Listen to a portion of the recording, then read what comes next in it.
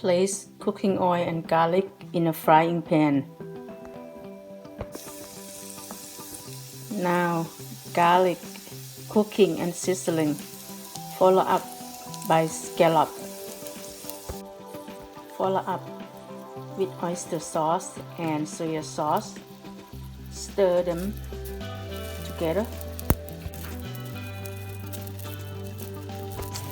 Now scallop is cooking, sizzling. Follow up with spinach and stir and mix in together.